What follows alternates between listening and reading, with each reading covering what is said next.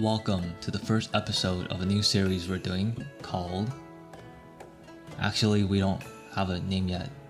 Next time, maybe. Since this is the first episode, let's do a little introduction. So as you can see, we're gonna be playing Mahjong, exciting stuff, and we're also gonna be talking, kind of like gaming commentary. Unlike the drama slop you see nowadays, we're gonna be doing actual good commentary, talking about things like Mahjong ideas, medias like anime, manga, Mahjong philosophy. Ooh, that is gonna be interesting, something you want to stick around for, because no one ever talks about Mahjong philosophy, and just whatever comes to mind. And setup for this is gonna be, I'm gonna like record a session like I am now, and I'm gonna send this to my housemate Jeff, who is studying to be a film director, film editor, film something, and he's gonna edit the video to make it interesting, though I doubt he knows what he's doing. Anyways, if you're down with that, you're cool with that, welcome aboard. Before we start, I should probably fix the settings. Who stole my copper?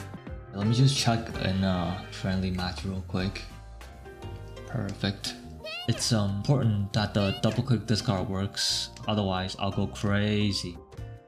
Damn, has it really been like half a year ago? I wasn't able to play because you know we can't say that. I was in a psych ward. It all started on...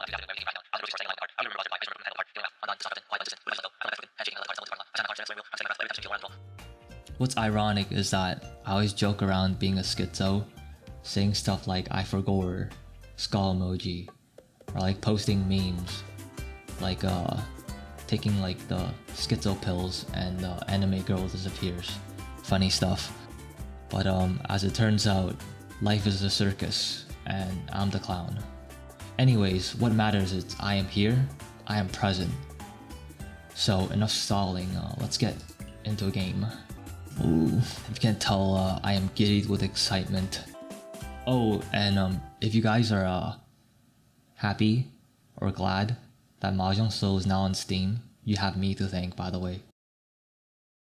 Since this is the first episode, let's start off with something simple. Like how you guys first discovered Mahjong, and do you guys still play? If so, why? I think for me, I first got into Mahjong was around 2 years ago when I saw Kakegurui collab. I always knew Mahjong existed, and I was curious to try it out, but I never got into it. Yeah, so as soon as I saw the Kakegurui collab and I saw my favorite character on there, I was like, ah yes. So I immediately downloaded the game, and to my disappointment, I was like a year late. I searched all over online and realized there's no way to get event characters after they pass. But I still stuck around because around that time, I was reading Saki. The manga teaches you a bit about the game, and I was learning like the yakus and stuff. Once I got better at the game, I started role-playing as the characters like Saki, cause like you can force a con, but whether you win on that tower or not is up to the Mahjong gods. Oh, do you guys know Arisa Date? Or we're just gonna call her Date. There's actually a really interesting story about her. So she was a voice actress for one of the Saki characters, and after the set, they play Mahjong for fun, and she won a hand after a con, and ever since then she fell in love with the game and started playing Mahjong professionally. In just a year, she won like the Mahjong Cup for girls, like the Sakura Cup, and went on to achieve many great things. And when I was watching M League for the first time, M League is like F1 for Japanese people, like they go crazy about that shit. And she was playing and she won a Yakuman, the Suanko. It was at that moment I realized some people are just built different. Like she is clearly someone chosen and blessed by the Mahjong gods. Okay, I'm going for it. Fuck it.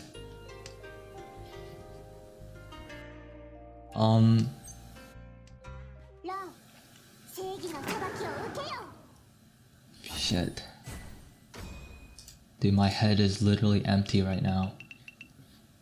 You know, I thought talking and playing was gonna be pretty easy because I talk to myself all the time, but as it turns out, it proves to be a bit difficult.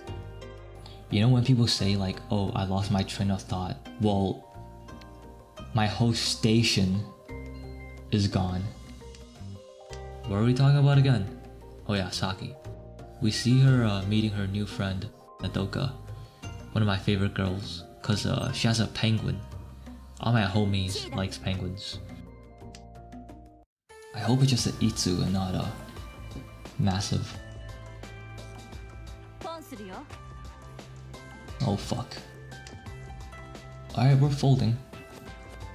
But she's a digital player, which is a style you can also copy. And there's also like Taco from her club, whose playstyle I think it's she just goes for like fast hands and fast wins. There's also Hisa, who does like hell weights and funny weights, which is very interesting. So far, you know, you get like characters that are interesting. They have like gimmicks to them that you can kind of replicate IRL. No way they win it off the south, right? Even they do, it's not expensive, so I mean north. I still kind of want to play this hand though. Please tell me the 7-pin is safe, please. Oh my god, why you gotta do this to me? I can't. This is a segment recorded after the game. A segment called What Would You Do? And it's not mandatory to participate, but 5% of your final grade will be based on your in-class participation. Anyways, here's the 5-second countdown. You can pause the video.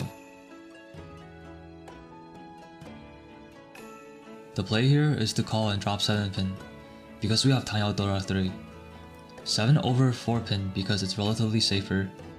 If it passes, we have a very good chance of winning despite there only being 3 6-0s left.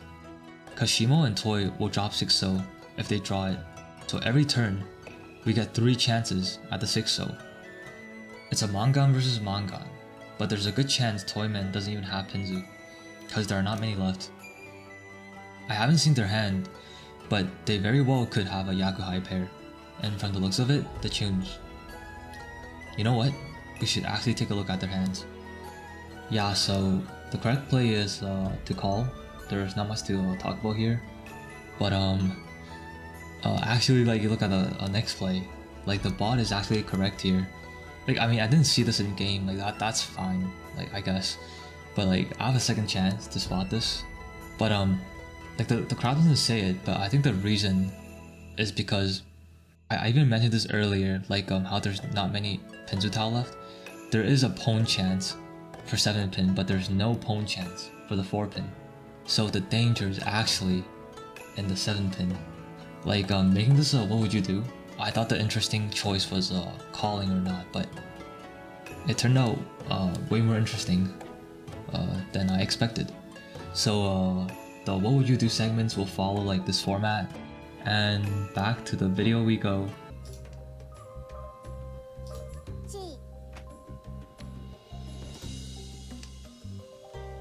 Hello.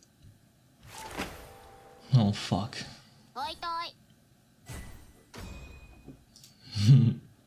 Okay, this is going pretty bad. Never mind. And then you get to like you know, like the school battles. The first villain, I guess, you meet is like Ame Karomo, who's like just crazy good. Like she's just like has like an insane flow and just wins on command. You know, that is like, you know, still maybe doable IRL sometimes, but you can't really pull it off all the time. everything is still like okay, it's like believable, or like you're fine with. But the gimmicks of the characters just starts to get like more and more crazy. You get characters like Teru, who just pulls like a 9-gate out her ass, or like characters that like you know, pulls all the winds, or like the Doras or something like that. It's just like not like relatable or realistic at all. And the characters just gets like more and more ridiculous. You know, their ability just like tops one another, just gets like absolutely insane. And I think I read up to like what, like nationals, where they like play against like people of different countries, and like I was still kind of like enjoying the story, because like you're seeing new characters, and you're seeing their gimmicks. And one I really like was the cowgirl or something from America, whose gimmick is like a Ricci battle. You know, like every time someone's Ricci, she'll like chase, and she'll win and shoot them with a revolver. Like that's fucking funny. But other than that, like there's not much other characters I remember, and the story just got kind of like weird for me. Like what is going on? And oh my god, like I can't believe like they like look at what they did to my like Nadoka. Like look at this. Like how is this okay? Like are you telling me flow is stored in the chest? And what's crazy?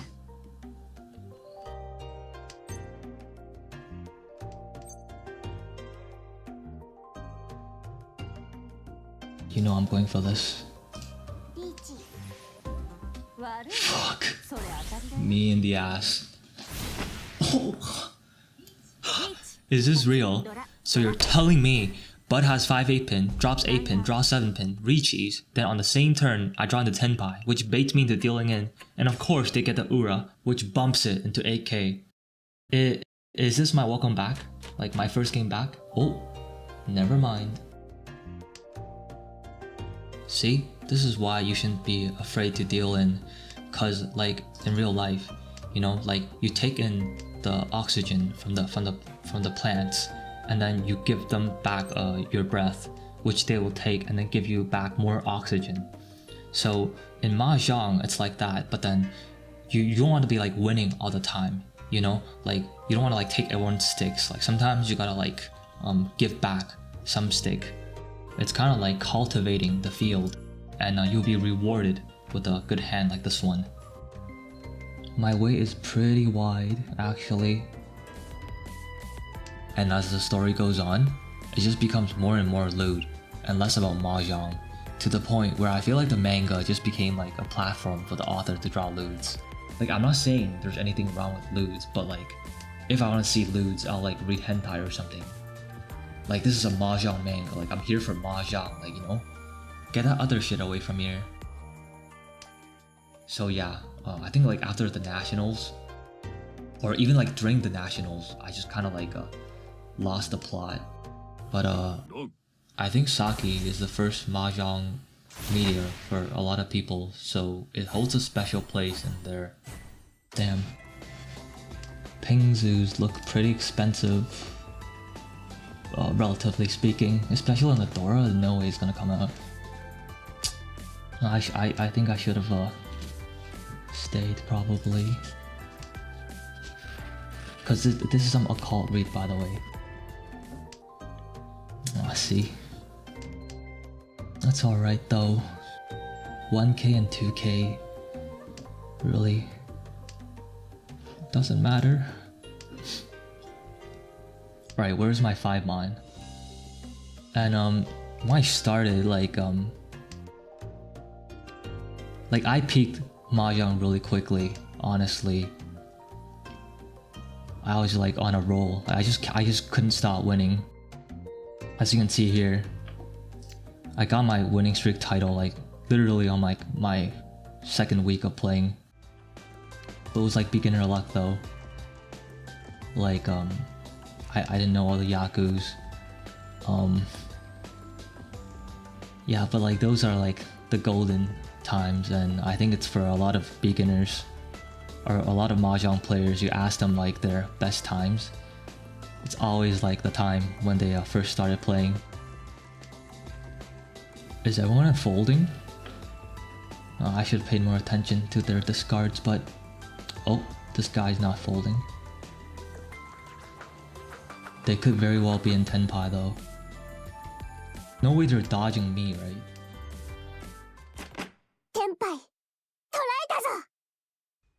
Okay, I probably should have paid more attention.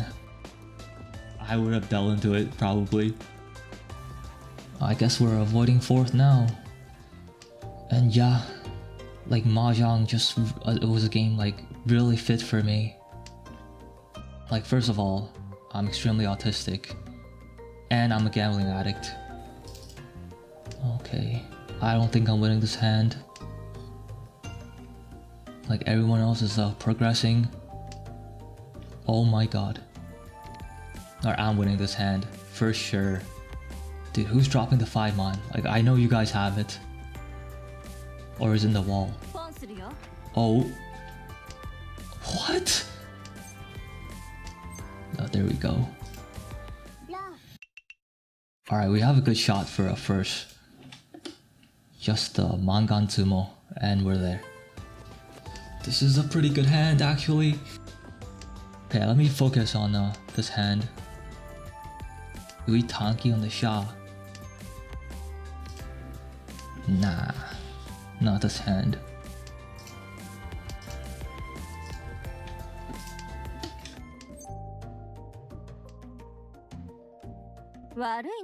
Sorry, my ass. Whatever. Wait, what? Oh. Whatever, I'll take a third. Like that deal in it was meant to happen, honestly. Ooh. One more match. Alright, let's do it. Oh. Wow. They really improved the tech, huh?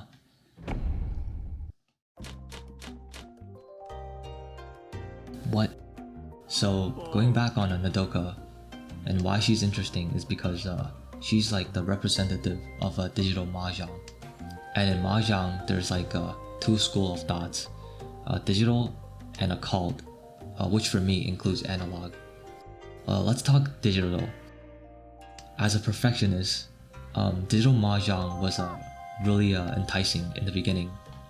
Because when I played Go or chess, I was obsessed with the best move. You know, and in those games, you could find the best move because it's a game with perfect information. But in Mahjong, you can find the best move on paper, but since you have imperfect information, you can't truly know whether it's the best move or not. I don't really feel like going for a Honitsu here though. I mean, it's a 3-Han Honitsu. It kinda sucks. Yeah, so at first I was really attracted by the thought of playing, you know, perfect Mahjong like Nodoka. But I quickly realized it's extremely boring and not for me. Because if everyone plays perfectly, then what else is left? It's all up to luck. Why not just flip coins at that point, since you all just act like bots anyways? So you might ask, how do you go better than digital? Well, this is where it gets interesting. Cause in order to beat digital, you actually have to take a step back. For example, if you were to make the best play, your opponent knows or assumes you make the best play, thus they will dodge you.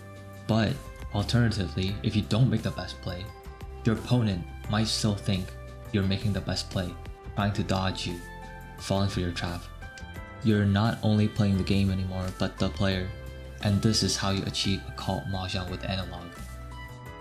And you might say analog is not really occult, but to put it simply, you steal other people's flow when you wrong them. Flow is a little more complicated, so we'll save it for next time. Joker. I should have probably dropped the 2-mon though. Oh, fuck me. Thank you. Dude, no way they think I'm on the 3-6-mon. Actually, that 7-mon drop might be a giveaway though. I doubt they'll pay attention though. big.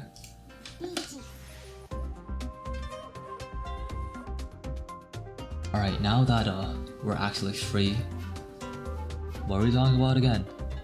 Oh yeah, analog.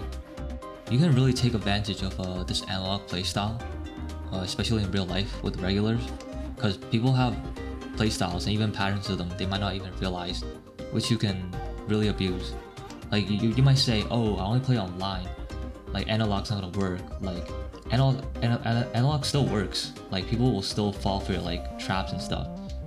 And if you really want to get sweaty, you can even look at people's stats, like their call and dama rate is a good indication to the type of player they are.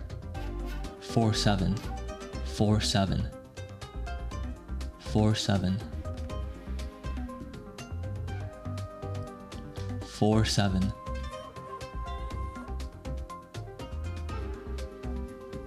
Thank you. Oh.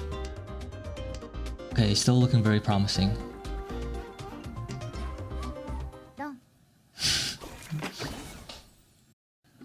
Should've recheated you. You would have Dylan. Can you imagine? I pay 1k just so that Miyu can win. Wait, what?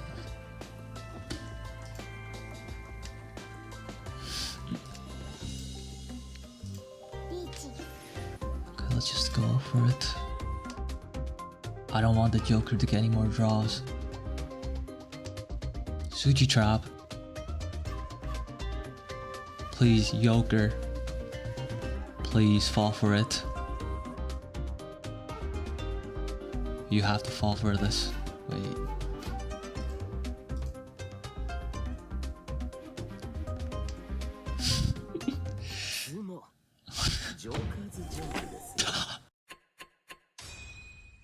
I'm last again.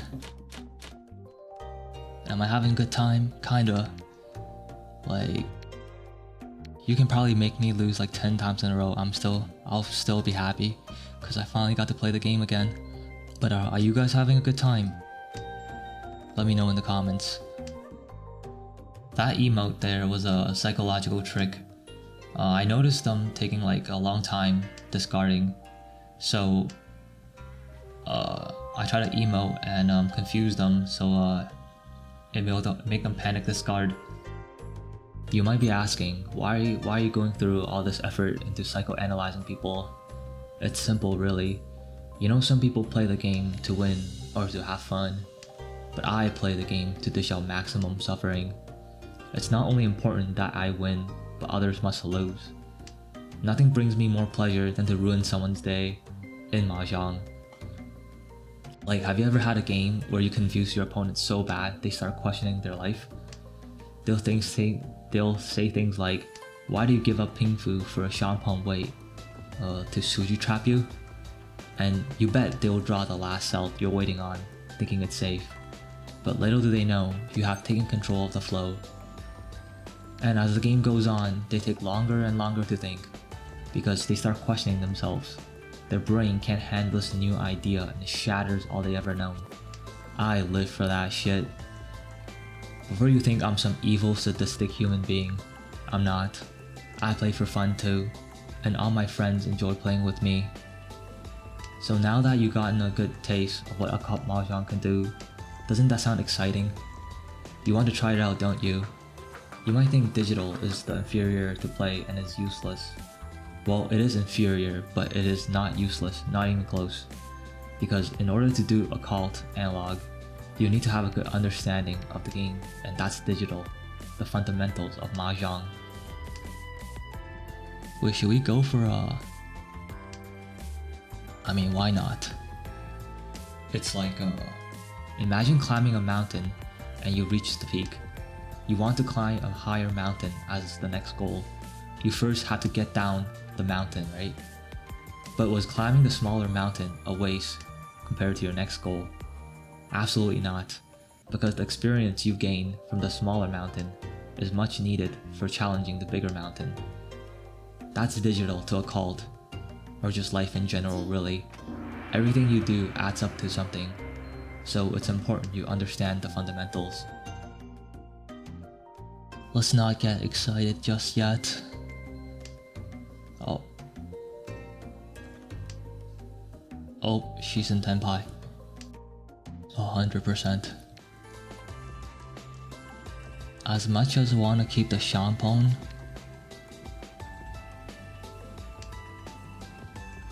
no way I'm dropping a 5-pin and a 3-pin into that. Well, we missed it by 2 draws. Wow, congratulations. Okay, what a statement. Wait, I have a nice Suji trap here though. This is the classic 6-pin trap. Never mind. We have another trap here, potential. But no, here's a tip. When you have a 6-pin, you know a 3-pin is close. You see, I drew the 6-pin, and now I drew 2 3-pins. This is an occult tip that you're not gonna get anywhere else.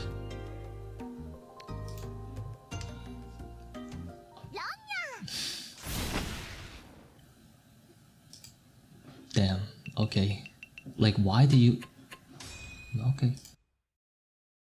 Sure. This looks like a painful hand though.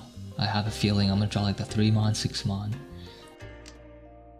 I don't know, I expected my first game back to be a absolute banger. But guess not. Whatever, I'll take Tenpai. Oh. Please let me win this hand. I know you want to drop it. Okay. Big, we're back. We're actually back. You might not see it, but with that win, the flow completely shifts in our direction. You see, this is what I like to see. Dude, it's all your fault. All this talking has been distracting me, making me make the wrong plays. That guy's going for Sancho. He probably has it already though. Okay, I'm actually a little sad with that one. I completely misread. It's fine. After being away that long, like gotta get slowly back into it. How are the skill levels of players nowadays? And how do you guys judge how good a player is? I think you can achieve great heights if you just get really good at digital. Cause a lot of people don't do it well and make tons of mistakes. And I don't mean things like, oh, you should have like dropped green instead of red dragon because that's like minus 0.1 EV. I mean things like not noticing how beneficial big blocks are, and not realizing hand potential like holding floating tiles for Itsu or Sanchoku chance, having terrible push-fold judgment, which I think is caused by the popular ranking systems, all with fourth avoidance, exaggerating the defensive playstyle. Like if you get good at these, your chances of winning increase by like 5 to 10% against confident players. It might not look like a lot, but especially if you play online where you play thousands and thousands of games, 5 to 10% is enormous. So if your goal is to get good or to rank up, you really should not sleep on digital because consistency is key. I know I kinda shit on digital players, but in no way is a good digital player a weak player. The scariest type of player are actually digitals who knows occult, cause they will not be manipulated by your bullshit and just do what they do best, forcing you to coin flip with them. So you see, if you want to be good occult, first be good digital. That's enough yapping. Gotta focus on the game. I'm pushing this by the way. Never mind. Damn, that's a wide boy. Remember when I said like we're back? Well, I'm a liar. There's a segment I want to do called Song of the Week, where I'm gonna recommend a song. This is my idea, so you better put it in. The song for this week is Adios by Dasby. This song popped up from Spotify autoplay. It usually takes me like 10 to 20 listen to really like feel it. Like Kimi ni Kagekisen, which became one of my favorite songs only after like the 20th listen. But this song, it only took 5 seconds for me to go, wow, this is something special. And like the other day, I had a chance to listen to the song on like an audio set, and oh my god, her voice is so clean and pure, like Walter White's meth. It brought me to tears, and I was twitching because I felt like my brain is getting touched. And it's like, how do you go back to listening to music on like a shitty dollar speaker? Like, I'm forever changed. Yeah, so check out the song. What am I doing? Holy shit.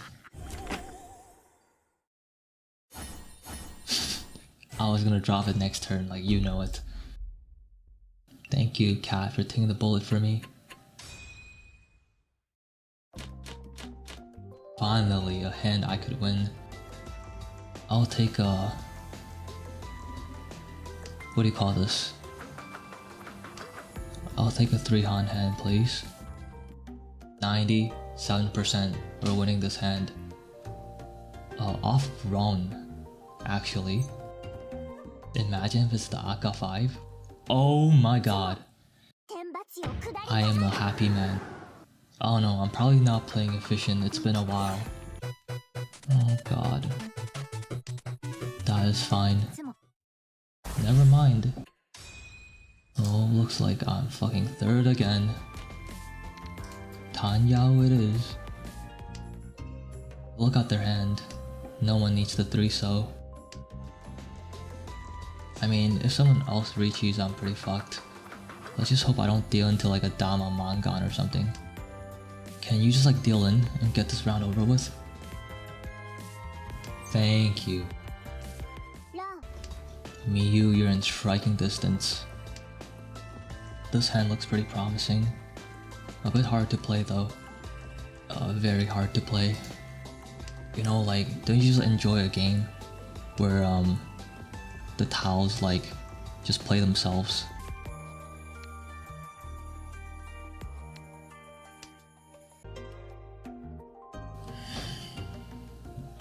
I don't know what I was thinking there. This is such an obvious Chitoi play. Oh no, I was thinking of keeping the 6-pin, some occult shit, you see. Imagining finishing off the game with a Chitoi Suji trap to win first. Oh, I can already feel it. Ah.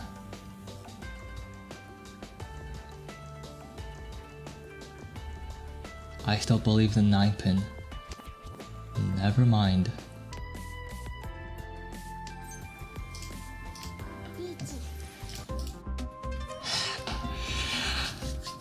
You guys are now witnessing my Chitoi special. I'm ready to celebrate my win. Dude, Cat, you're out the race. Stop trying to win. Oh, my heart is pounding. Dude, I should get like a heartbeat meter. No? Good idea? Fuck. Please. One time. Oh, fuck.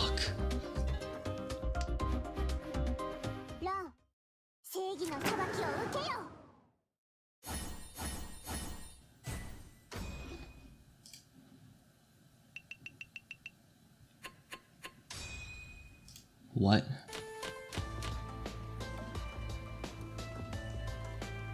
Okay.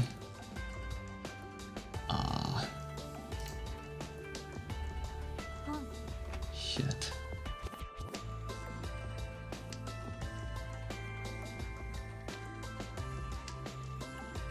See, that was strategic. I let her pawn, so I get the 8-pin. Take notes. Should I still slam down the Richi? Hey, you know me. Oh shoot.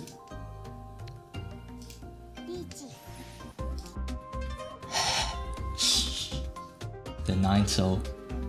That's big. Miyu, just get off. You don't have what it takes. Oh. It's a battle between me and Miyu. And we win those. Well, I hope you guys had fun watching. I certainly had fun playing. Even though it was kind of bittersweet. A lot of wrong choices were made. But that's not my fault though. Like, that's on you guys, because I had to keep talking. And it's distracting me from seeing the flow. But this is gonna be it for me. Stay tuned for scenes from our next episode. Adios.